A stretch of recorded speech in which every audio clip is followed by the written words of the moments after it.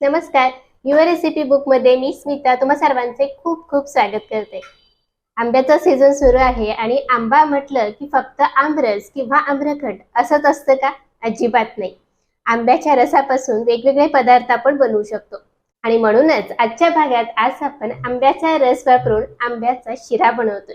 जो शिरा तुम्ही सकाळच्या नाश्त्यासाठी करू शकता किंवा एखाद्या सणासुदीच्या दिवसामध्ये देवाला नैवेद्य म्हणून सुद्धा बनवू शकता. एकदम मऊ लुसलुशीत तयार होणारा हा आंब्याचा शिरा कसा करायचा ते पाहूयात. सर्वात आधी रवा भाजायला घेऊ. गॅसवर कढई गरम करत ठेवलेली आहे. यामध्ये घ्यायचे 1 वाटी जाड रवा. गॅस मध्यम ठेवायचा आहे आणि सतत हलवत आपल्याला रवा भाजून घ्यायचा आहे. लगेच तूप नाही घालायचे. सुरुवातीला रवा हलका गरम करून घेऊ. आता आंब्याचा शिरा म्हटलं की आंब्याचा रस व्यवस्थित मिक्स होत नाही किंवा मग रस कमी असेल तर आंब्याची चव येत नाही आणि जर रस जास्त घातला तर शिरा चिवट होतो. तर असं होऊ नये म्हणून परफेक्ट प्रमाणात आणि अगदी छोट्या छोट्या पण महत्त्वाच्या टिप्स सांगणार आहे. तर पहा, एखादा मिनिट झाला असेल, कढई चांगली गरम झाली आहे आणि रवा सुद्धा हलका गरम झालाय. आता यामध्ये अर्धी वाटी तूप घालायचं आहे.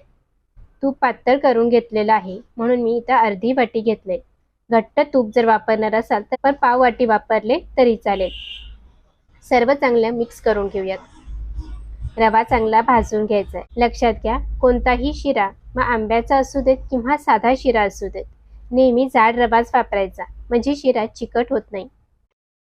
आता एकीकडे आपण रवा भाजतोय तर दुसरीकडे आपण पाणी गरम करायला ठेवू. एका भांड्यामध्ये 1 वाटी आपण रवा घेतलाय तर त्यासाठी त्याच्या दुप्पट म्हणजे 2 वाटी पाणी गरम करूयात. आता जर तुम्हाला आवडत असेल तर तुम्ही संपूर्णपणे 2 वाटी दूध सुद्धा वापरू शकता किंवा मग 1 वाटी पाणी आणि 1 वाटी दूध एकत्र करून गरम केले तरी पण चालेल. पण शिरा करत असताना पाणी किंवा दूध मात्र गरम करूनच वापरायचं आहे. तर हे पहा, साधारण 4 ते 5 मिनिटं झाले असतील. गॅस मंद ते मध्यम करत मी रवा भाजून घेतला. हलका सोनेरी रंग याला आलाय आणि तुम्हाला दिसत असेल रवा छान फुललेला सुद्धा आहे. रवा छान भाजून घ्यायचा, अजिबात कच्चा ठेवायचा नाही. रवा जर कच्चा राहिला तरी सुद्धा शिरा चिकट लागतो. तर रवा भाजून झाला. आता दुसरीकडे पाण्याला सुद्धा छान उकळी आलेली आहे. आता रवा भाजत असलेला गॅस कमी करूयात आणि हे पाणी थोडं थोडं करून यामध्ये मिसळूयात. लक्षात घ्या, सगळं पाणी पटकन ओतू नका, नाहीतर रवा हातावर येऊन चटके बसण्याची शक्यता असते. त्यामुळे थोडं थोडं पाणी घालायचं आणि व्यवस्थित मिसळून घ्यायचं. मिसळत असताना यामध्ये गाठी होऊ द्यायच्या नाही. गाठी फोडत फोडत आपल्याला हे छान एकजीव करून घ्यायचंय. चला, रव्याने पूर्ण पाणी शोषून घेतलंय. आता या स्टेपला यामध्ये आपल्याला घालायची साखर. शिरा करत असताना मात्र कायम लक्षात ठेवा, घातलेलं दूध किंवा पाणी जोपर्यंत रवा शोषून घेत नाही तोवर यामध्ये साखर घालायची नाही, नाहीतर मग शिरा आपला चिकट होतो बरं का. तर इथं रव्याने संपूर्ण पाणी शोषून घेतलेलं आहे. आता यामध्ये साखर घालूयात. तर इथं मी अर्धी वाटी साखर घातलेली आहे. साखरेचं प्रमाण तुम्हाला शिरा किती गोड किंवा सपक हवाय त्यानुसार कमी जास्त करू शकता.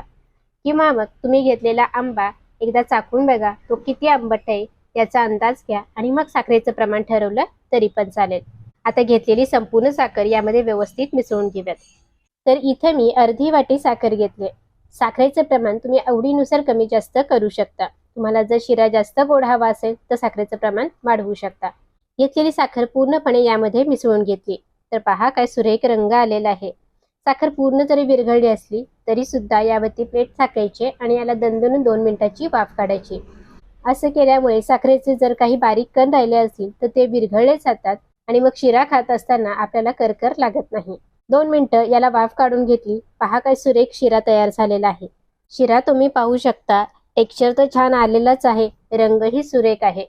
आपला हा साधा शिरा तयार झाला. हा असाच सुद्धा तुम्ही खाऊ शकता, अप्रतिम चवीला लागतो. आता यामध्ये आंब्याचा रस घालूयात. तर इथं मी अर्धी वाटी आंब्याचा रस घेतलेला आहे. एक मोठ्या आकाराच्या आंब्याचा रस काढून घेतला आणि चमचाने स्मॅश करून याचा गर तयार केलेला आहे. हवं तर मिक्सरमध्ये फिरवून वापरला तरी पण चालेल. आता हा आंब्याचा रस सुद्धा यामध्ये व्यवस्थित असं मिसळून घेऊयात. तर हे पहा, आंब्याचा रस व्यवस्थित असा मिसळून घेतलेला आहे. आता सगळ्यात शेवटी यामध्ये घालायचे 1 चमचा वेलची पावडर. इथं मी 5 ते 6 वेलचीचे दाणे खलबत्त्यामध्ये जाडसर ठिसून घेतलेले आहेत. तुम्हाला हवं तर वेलचीची बारीक पावडर वापरली तरी पण चालेल. आता याला मंद आचेवरती पुन्हा 1 ते 2 मिनिटं चांगली वाफ देऊन घेऊ. साधारण 2 मिनिटांनंतर शिरा तुम्ही बघू शकता, काय सुरेख झालेला आहे. परफेक्ट रंग आलेला आहे. टेक्स्चर अगदी व्यवस्थित आहे आणि सुगंध इतका छान दरवळतोय ना. मी तुम्हाला शब्दात नाही सांगू शकत. एकदा माझ्या पद्धतीने हा आंब्याचा शिरा नक्की करून बघा. घरातल्या सर्वांना तर नक्कीच आवडेल. पण सुगंध ज्यावेळेला शेजाऱ्या पाजाऱ्यांच्या घरामध्ये दरवळत जाईल तेव्हा ते सुद्धा शिरा खायला हजर होतील आणि शिरा चाकताच म्हणतील, अप्रतिम झालाय. तर अशा पद्धतीने आज आपण आंब्याचा शिरा कसा करायचा ते पाहिलं. चला तर मग आजच्या या गोड रेसिपी सोबत निरोप घेऊयात आणि पुन्हा भेटूयात अशाच एका छानशा रेसिपी सोबत. तोवर धन्यवाद.